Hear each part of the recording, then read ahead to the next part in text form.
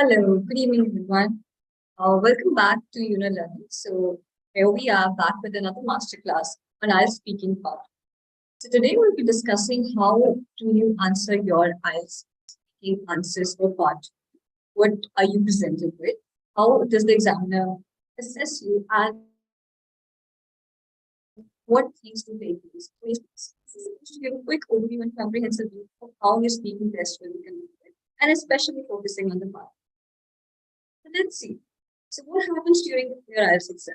So your IELTS exam happens in three parts. For the speaking exam, the part one is the duration for part one is 4 to 5 minutes, and the examiner may ask 8 to 10 questions to you. So these 8 to 10 questions are regarding you, your hobbies, where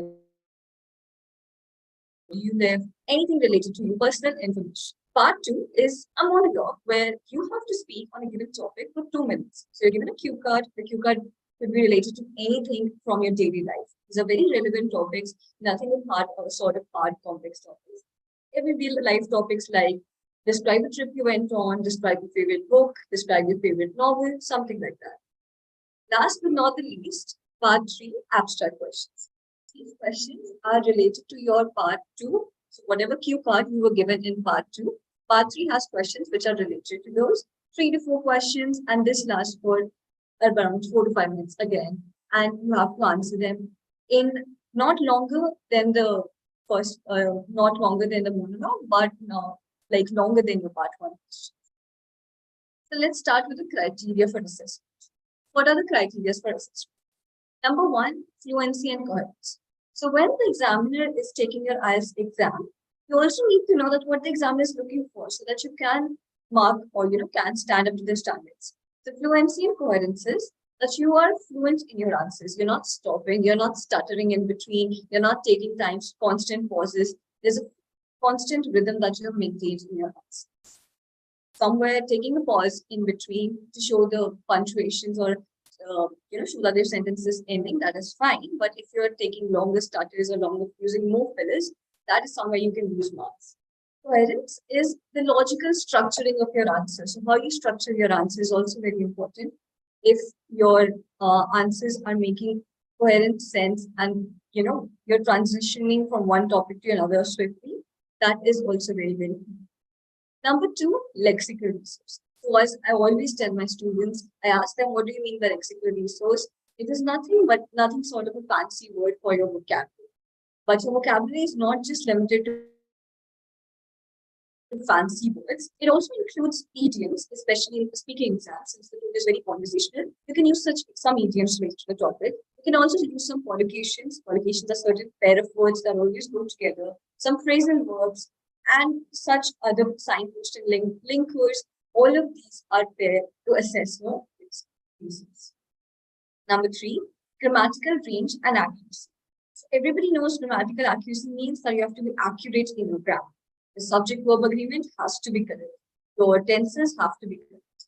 But what is range? So range is that you are able to use multiple types of tenses, past tense, perfect tense, even future perfect or continuous tense, all of them in a way that is applicable.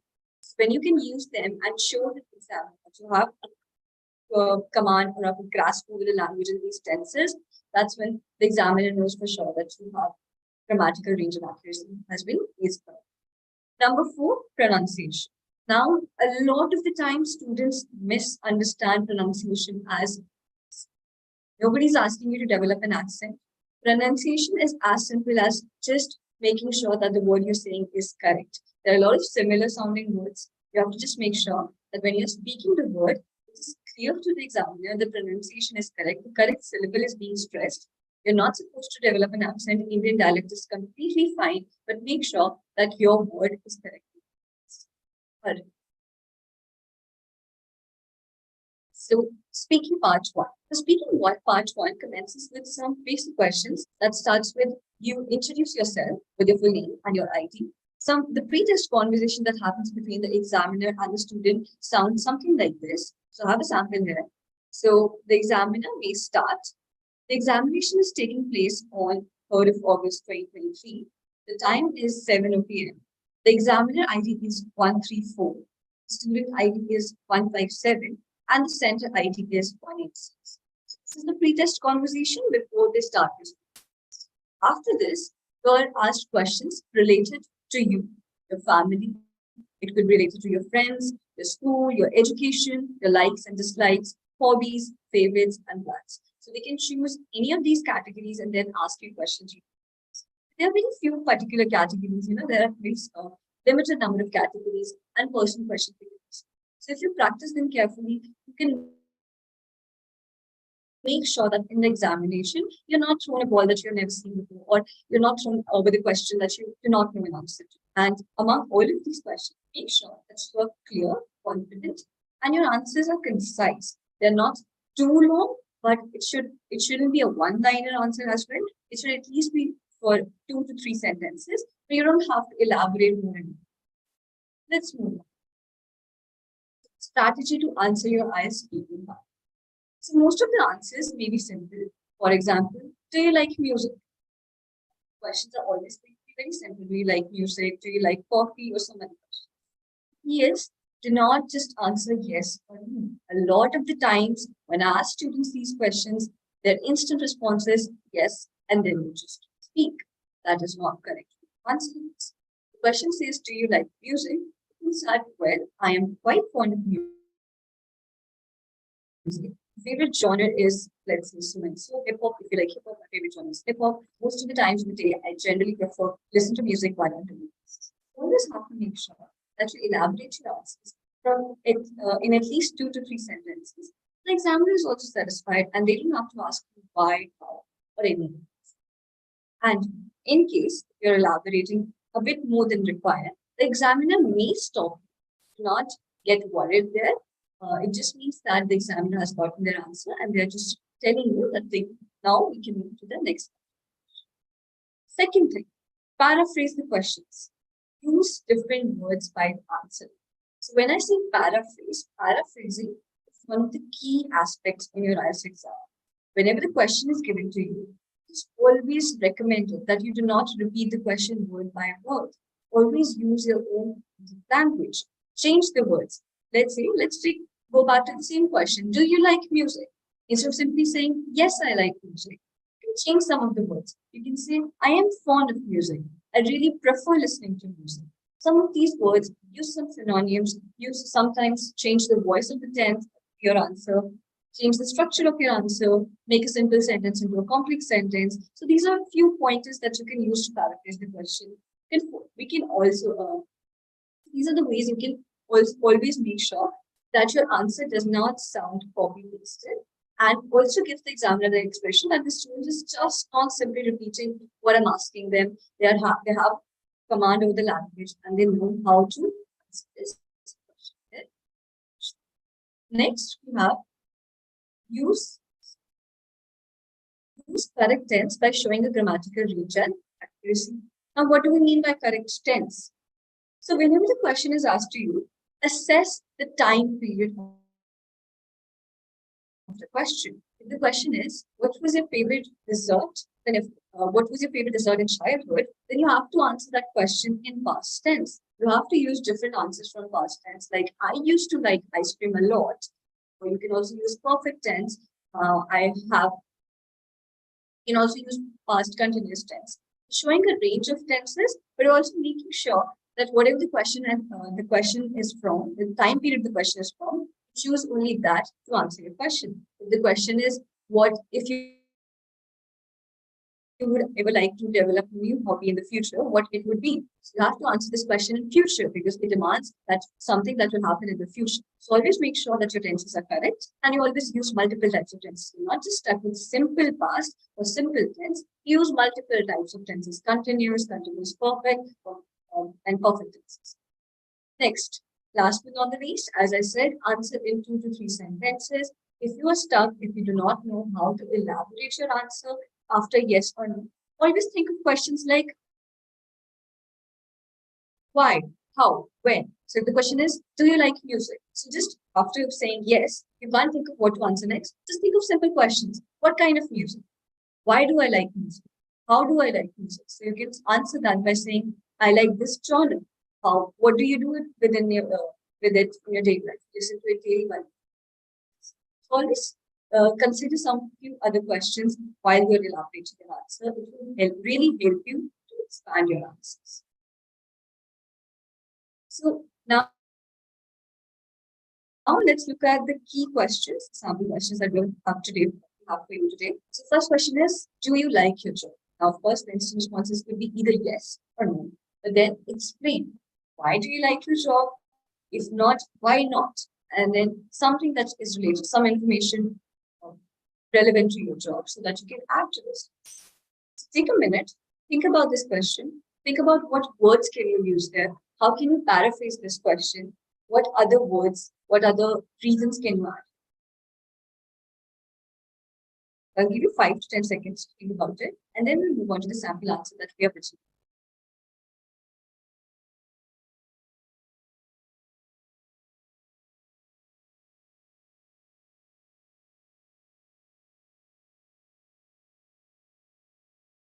Correct. So when I look at this question, the first thing in my mind that comes is, I need to paraphrase this question because I'm not going to repeat whatever is being asked. So the first thing I can do in this question is, I can change the word like. I really am fond of. And then the second thing I can do is change the word job. Think of some synonyms that I do not keep repeating the word job. Let's look at the sample answer that we have written. Yes, I am very fond of my job. The first thing is I changed like with fond. So yes, I'm very fond of my job. Now, since I had been looking for this kind of work for a very long time, I work remotely as a spoken English instructor. It's an area of my interest, which also helps me to maintain a good work-life balance, and I'm able to look after my family along with my. See, I've tried to answer the question by paraphrasing it in the first sentence. Then I have explained that why do I like my job? But yes, I've been looking for this kind of work for a long time. And I explain what do I do and why is it why is it that I like it so much? That is how I explain that I work as a spoken English instructor. So that is my profession, but you can always relate it to your profession. For example, if you work as an engineer, you can also say that it's an area of your interest and you get to innovate or discover new things every day in your job. If you are, let's say, a physician, you can say that you get to interact and heal people every day. So there are multiple jobs, whatever kind of job you're coming from, you can use this. You can answer this question by paraphrasing it and then explaining why do you like it, and then adding information that how does it help you in your life so that you really like it.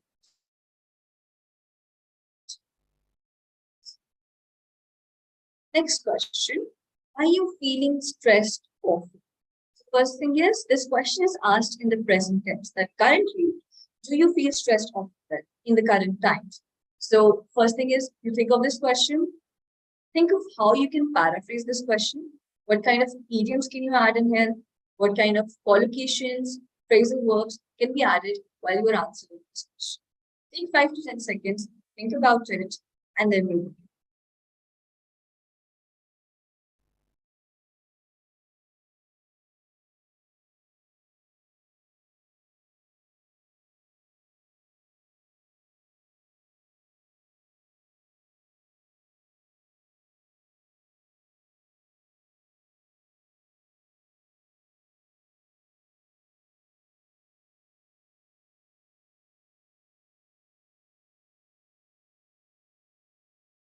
Right? So let's look at the sample answer we have here. So the answer says, first line, no, I'm not experiencing any stress. So instead of simply saying that, no, I don't feel stressed often, I change that, paraphrase the question, no, I am not experiencing any stress. The tense that I've used here is simple present. Then I have a comfortable job with extremely convenient timings. Here I have switched to a perfect tense. I have a comfortable job in the present tense with extremely convenient timings. I mentioned that Why am I not feeling stressed? Because I have a very good job that has very convenient timings. So I've used the word convenient with timings. This is how you can enhance your vocabulary when you are explaining. Instead of just saying extremely good timings, I've used the word convenient timings because that explains the essence, that captures the essence of what I'm trying to say in a better manner. And I use also, I'm able to take care of my household chores and my family very well. Moreover, I also get ample time to focus on both my health as well as my hobbies. This is how I try to answer this question. In this, we have used linkers like also, moreover, to add more information. And instead of saying household work, household chores is the word that we have used here. Then we say ample time. So I get enough time. I've used the word ample time. So that is a qualification that you can also use in your answers. Ample time to focus on both my health as well as my hobbies. This is the breakdown of the answer for this question. See how all of this answer is in the present. We have used correct tense and we have made sure that we understand the time period in the question and we paraphrase the question and add at least 2 to 3 explanations of lines that why is it so? And your answer is not just a one. Next question, how do you relieve stress? Think about it. What are the ways that you use to relieve stress in your life? What do you essentially do that helps you elevate the stress in?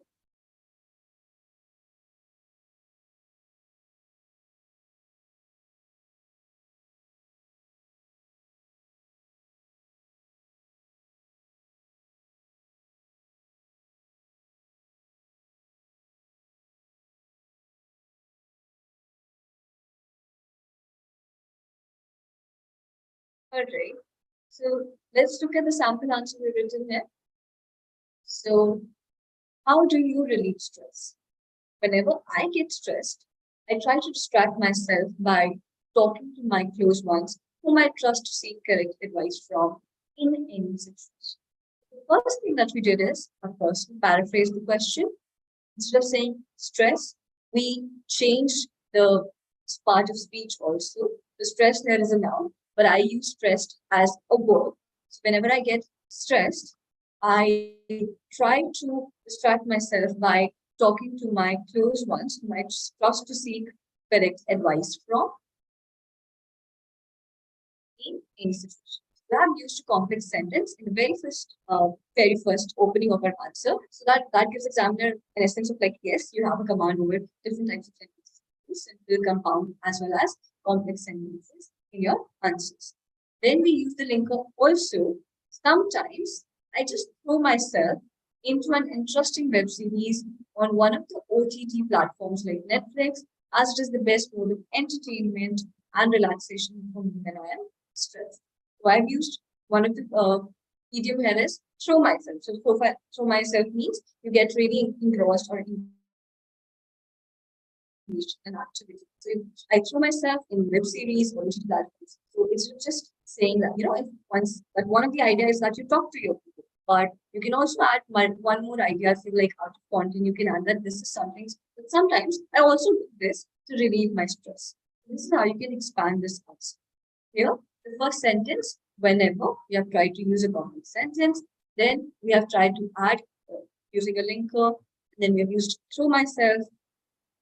So this is how you can use multiple ways. You can use multiple tools in your answer to show your command of the language and your fluency. Next question is, do you do any physical exercise or activities? So think about what physical exercises do you do in your daily life or activities, and how would you frame that? How would you frame those thoughts into your answer while using multiple tools, while using the vocabulary or a few of the things we have taught us? Take 5 to 10 seconds, think about it, form a coherent idea of how will you take this, how will you approach this answer, and then we'll move on to the sample answer that we have written for you.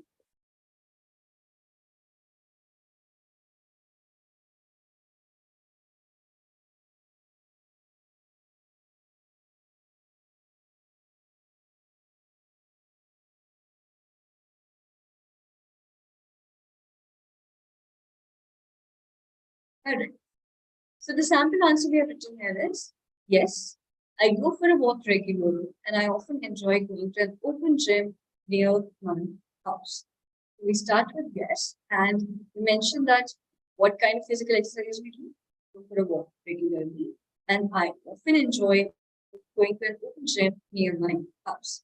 I try to spare at least half an hour daily for some physical activity, as it not only keeps me physically fit, but also helps me have a good mental.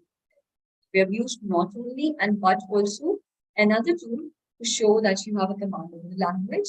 And this is why we have tried to say the answer. This does not end with the first line that you go to watch regularly or you enjoy doing this. We have also mentioned that on a daily basis in my daily life, I always spare at least half an hour so that I can keep myself physically fit and have a good mental.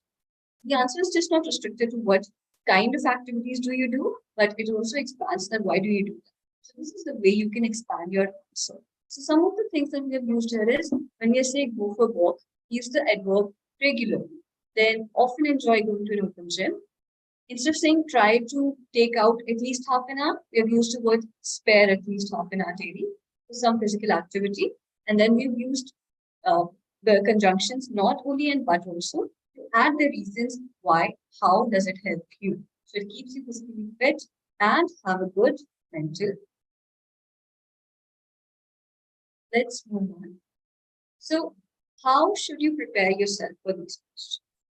Whenever this part speaking part one comes, the major question students ask is, how are we supposed to make sure that we don't, repeat those mistakes? How do we practice? How do we prepare ourselves? So the list of these is very simple.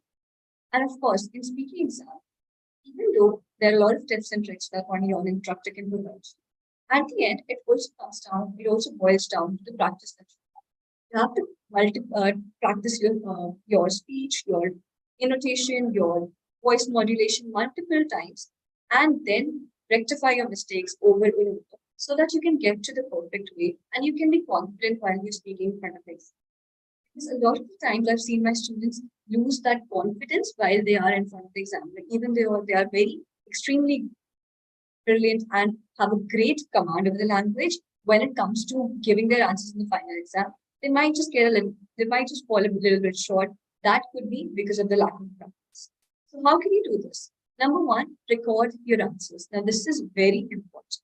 So when you record your answers, number one thing is you always have to always try to listen them again. So when you record your answers, and you listen to them back, you know where you're lagging. You can yourself gain an understanding that where did you mess up, where was what were the things that you can improve upon, how can you innovate your voice, how can you modulate your voice, what are the places, or how can you incorporate more. And when you listen to yourself again and again giving those answers, get an idea within yourself, you internalize that practice, and when you're in the examination, there's an subconscious voice in the back of your head that is telling you that this is the place that you imitate, this is the place you add a linker, this sounds good, this sounds bad. So you have yourself become the judge of your answers. Number two, listen to your answers. As you said, understand where you're going wrong. When you record your answers, you have it with you. Because a lot of times, once you've given the answer, you forget what you said. You forget where you made a mistake. So you record them and then you listen to them so that you can make sure that those mistakes are not repeated. Number three, learn idioms and collocations. So this is very important, especially in the speaking exam, since it is a conversation, it has a very conversational tone. The examiner is trying to assess if you have that spontaneity in your language, if you have that fluency, then idioms and collocations are the best way to demonstrate. For example, some idioms like, if you want to describe a friend who just you see very rarely, you can say, I only see him once in a blue. Or you can also use collocations. For example, it was utterly ridiculous. So these few things, if you remember them, collocations are pairs that always come together. And collocations are very natural sounding words. So that can ensure that you sound very natural and you have that conversational grasp over the two. But how can you learn these idioms and how can you make sure that you can answer them while you're in the examination? So you can divide some categories, right? So for example, if you are given questions based on, let's say, vacation, so what kind of idioms can you use there? You're given questions based on some sort of your work. What are the idioms that you can use there? So divide those categories, learn idioms accordingly, so that whenever you are confronted with that topic, you can remember what kind of idioms and collocations had I learned that I can use here.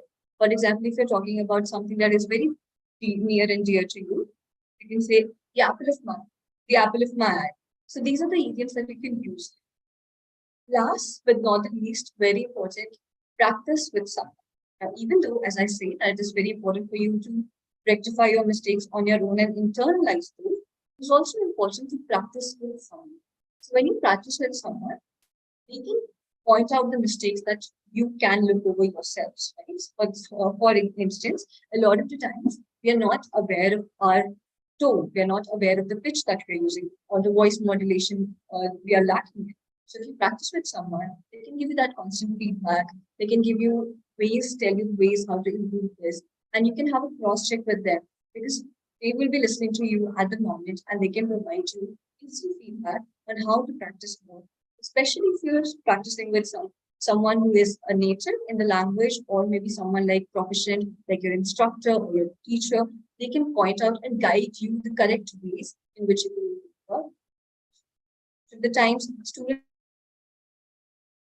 know a very good word, but they use it incorrectly because they have never learned it properly or maybe didn't remember the exact meaning. So if you practice with your teacher and an expert, they can guide you and pinpoint that mistake for you. So they can help you navigate some of the tools in a better manner. So these are the few ways you can prepare yourself for the speaking. Let's move on. So that would be the end of the session. But before we close down the window, if you have any questions, any you can drop them in the chat box. We'll be happy to answer them for you regarding the speaking test or whatever we covered today, how to learn idioms, or if you want any tips on how to improve your score, or you want to inquire about the Yuno learning, you can drop queries in the chat box and we'll be happy to take.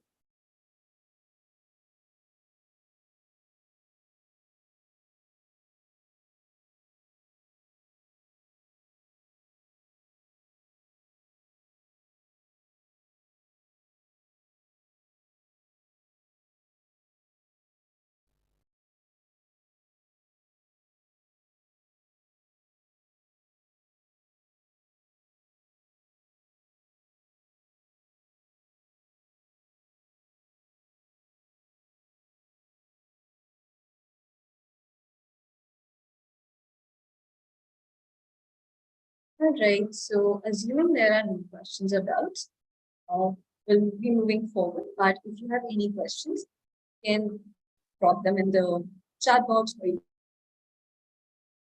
can contact us.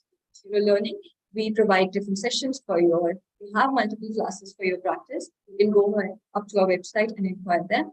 And for more such masterclass, please go ahead and subscribe to the channel so that you won't miss any future. Thank you so much for attending. We'll see you in the next time. Bye-bye.